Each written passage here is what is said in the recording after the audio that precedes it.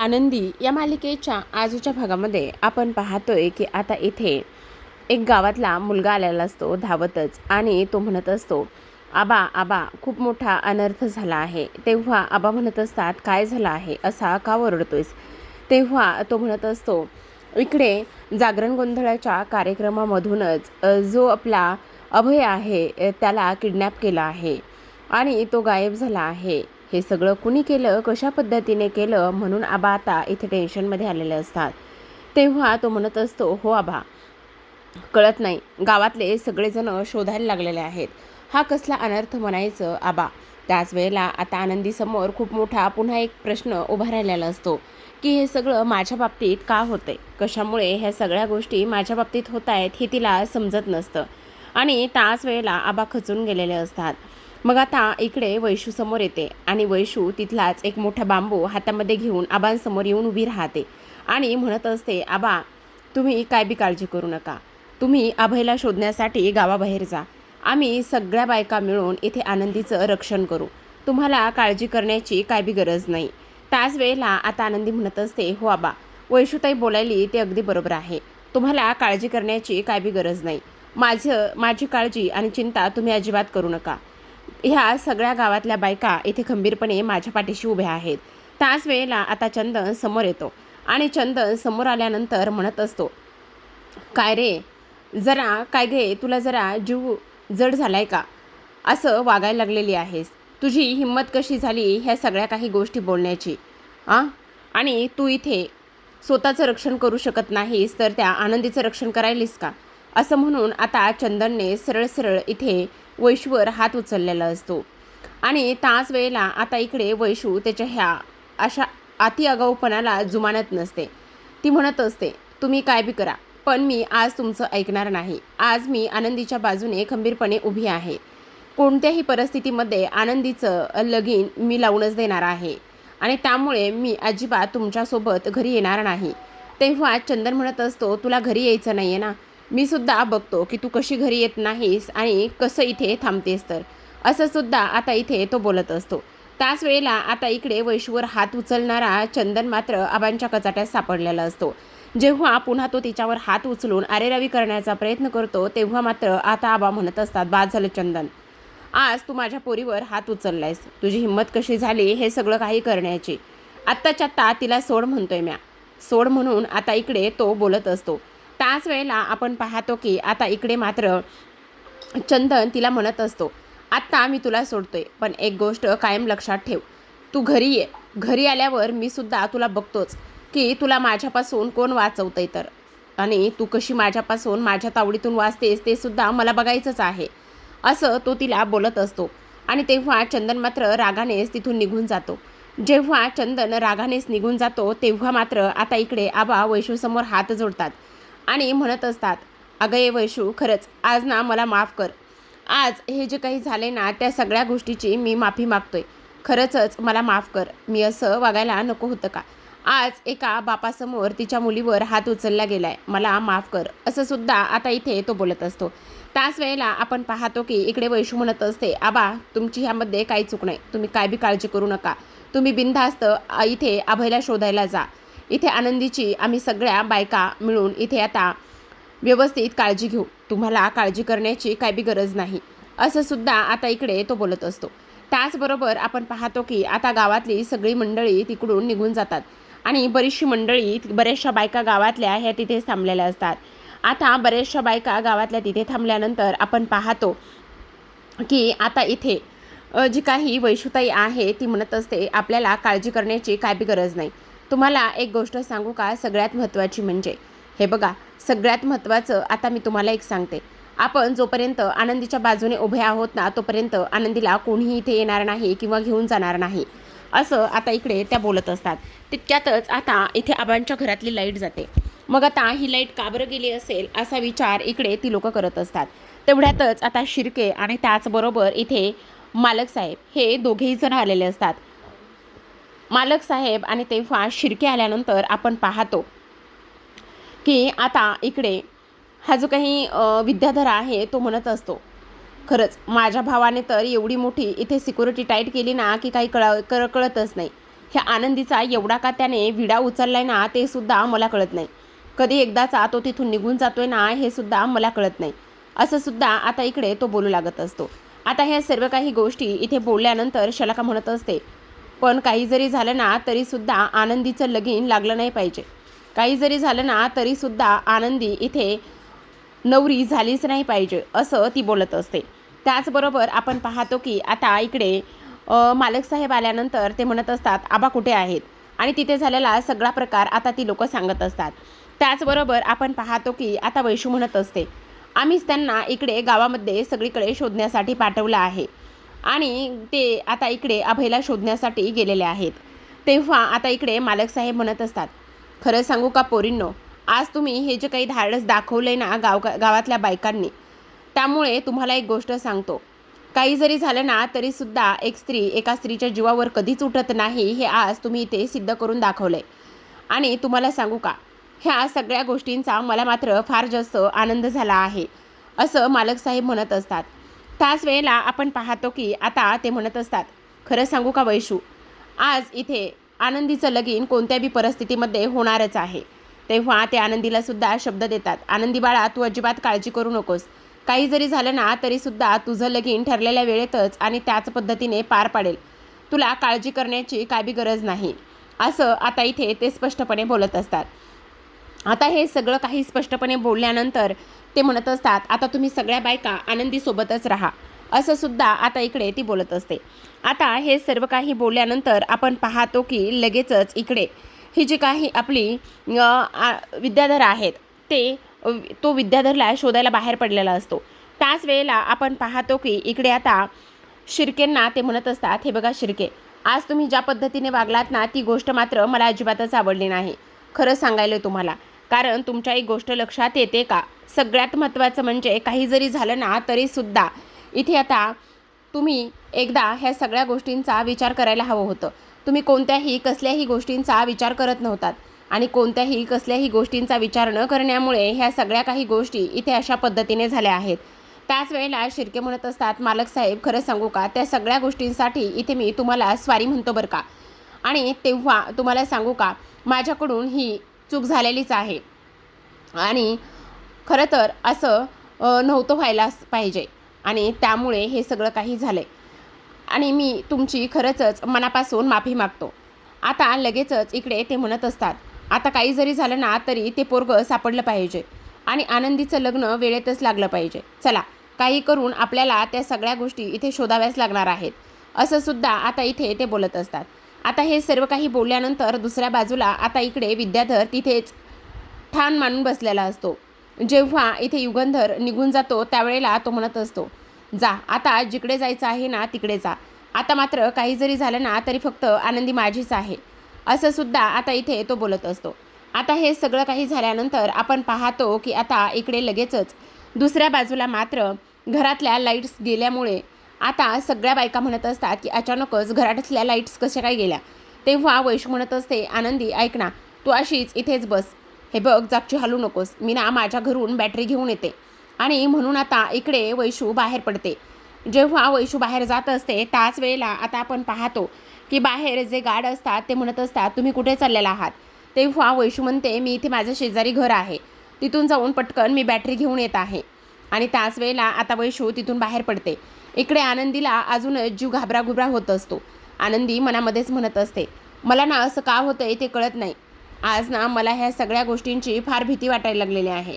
नेमकं माझ्या बाबतीत हे सगळं का आणि कशामुळे होतंय ते सुद्धा मला कळत नाही असं सुद्धा आता इथे ती बोलत असते. आता हे सगळं काही बोलल्यानंतर आपण पाहतो की इकडे वैशू घरामध्ये येते आणि वैशू घरामध्ये आल्यानंतर ती विचार करते, अरे बापरे, आनंदीची आणि आमची लाईट तर एकच आहे, पण मग आनंदीची लाईट अचानकच कसं काय गेली, मला तर कळतच नाही. हे सगळं त्या विद्याधरचं तर काम नसावं ना, असा विचार तिच्या मनामध्ये येतो. त्याच वेळेला आता पटकन बॅटरी घेते आणि आनंदीकडे जाते असं म्हणून कपाट उघडायला जाते.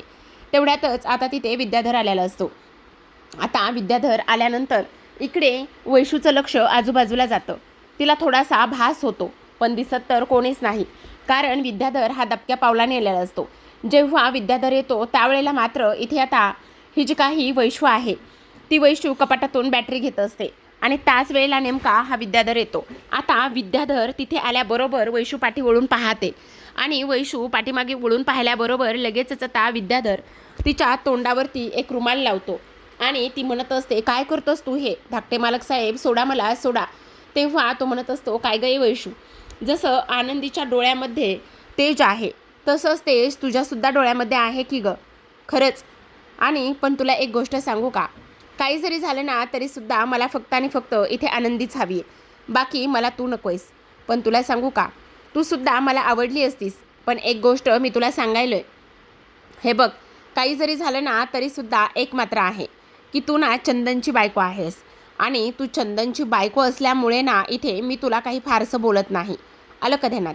आणि नाहीतर इथे मला तुझ्यासोबतसुद्धा रात्र घालायला नक्कीच आवडली असती, असं तो मुद्दामच बोलत असतो. आता ह्या सर्व काही गोष्टी इथे बोलल्यानंतर वैशू म्हणत असते, तुम्ही किती बी काय बी करा, पण एक गोष्ट मी तुम्हाला सांगायले, तुमचे हे असले मनसुबे कधीच यशस्वी होणार नाहीत. काही जरी झालं ना तरी एक गोष्ट कायम लक्षात ठेवायची की हे बघा, आनंदीचं लगीन कोणत्याही परिस्थितीमध्ये होणारच आहे. तुम्ही काही जरी केलं आणि कसेही जरी वागलात ना तरीसुद्धा. त्यामुळे तुम्हाला आणखी एक गोष्ट सांगते, तुम्ही अजिबातच ह्या सगळ्या गोष्टींच्या मागे पडू नका, समजलं का तुम्हाला? असं सुद्धा आता इथे ती बोलत असते.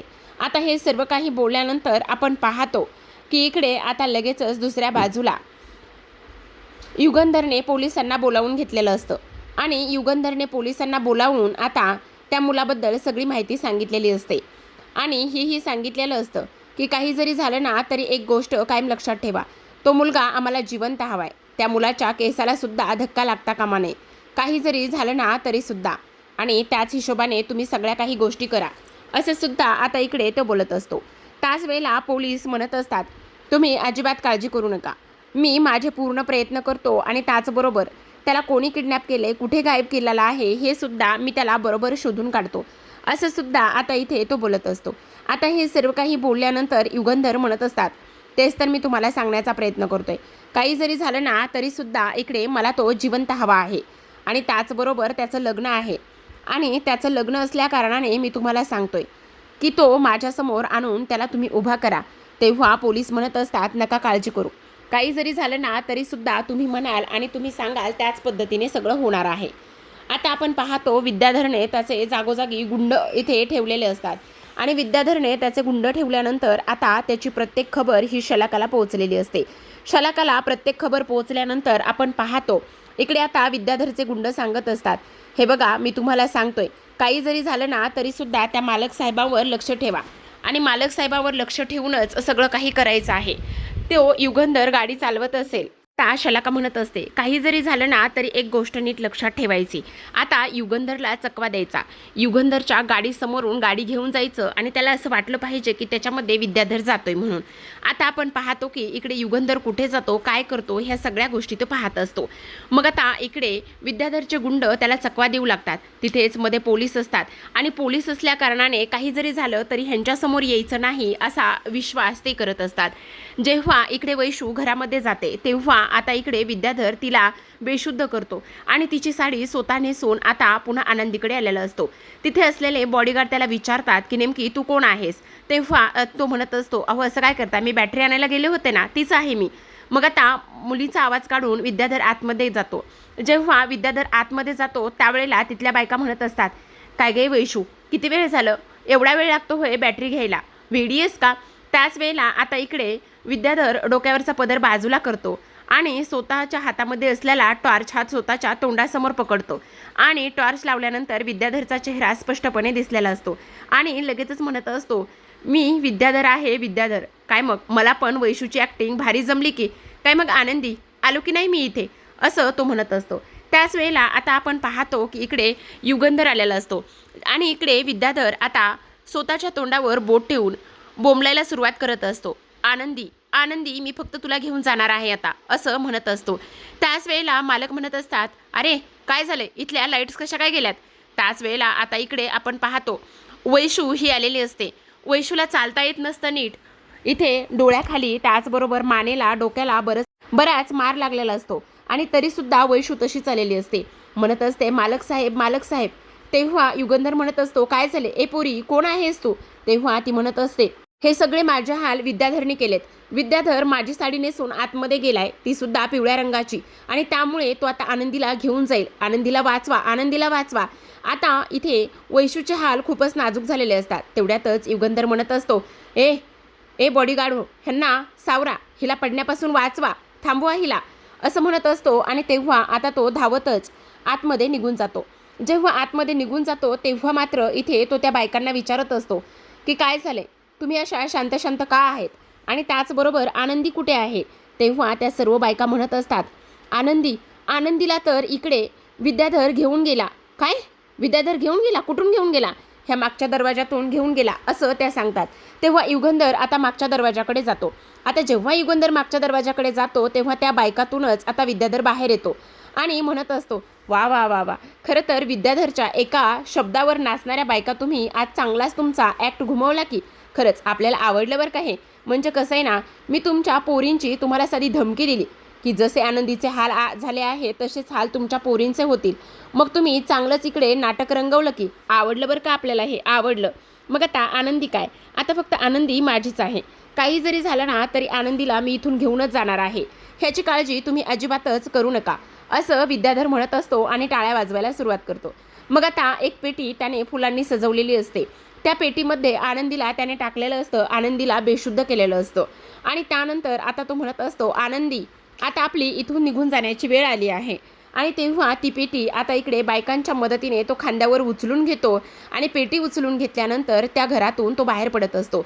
एव्हाना बाहेरचे बॉडीगार्ड, त्याचबरोबर युगंधर आणि बाकीचे सगळेजण इकडे आनंदीला शोधण्यासाठी निघून गेलेले असतात.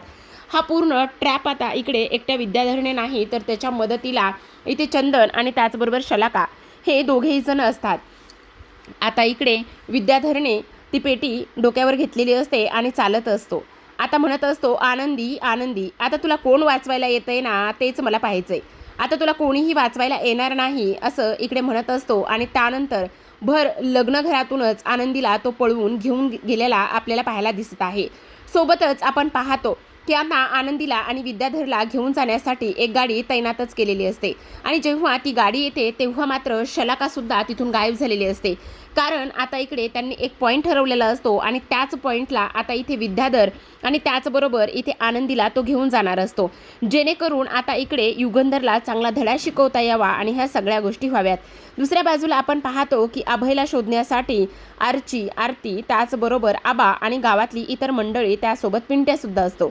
हे सगळेजण गावाच्या बाहेर, वेशीबाहेर, त्याचबरोबर सभामंडपामध्ये किंवा इथे मंदिरामध्ये ह्या सगळ्या ठिकाणी ते शोधत असतात टॉर्च घेऊन. पण इथे मात्र अभय आत्तापर्यंत कुठेही सापडलेला नसतो. अभय म्हणून आवाज देत असतात पण अभय नसतो. तेवढ्यातच आता पिंट्याला एक फोन येतो आणि पिंट्याला फोन आल्यानंतर आनंदी असा आवाज येतो. मग आता तो विचार करतो, आनंदीला काय झाले. आणि मग आनंदीसुद्धा घरातून गायब झाली ही गोष्ट खबर त्यांना लागलेली असते. आता जेव्हा इथे विद्याधरची गाडी डबल क्रॉस करत असते युगंधरच्या गाडीला, तेव्हा आता इकडे शिर्के धावतच जातात आणि विद्याधरच्या गाडीसमोर जाऊन थांबतात. युगंधर धावतच खाली येतो आणि ड्रायव्हरला विचारत असतो, विद्याधर कुठे आहे सांग.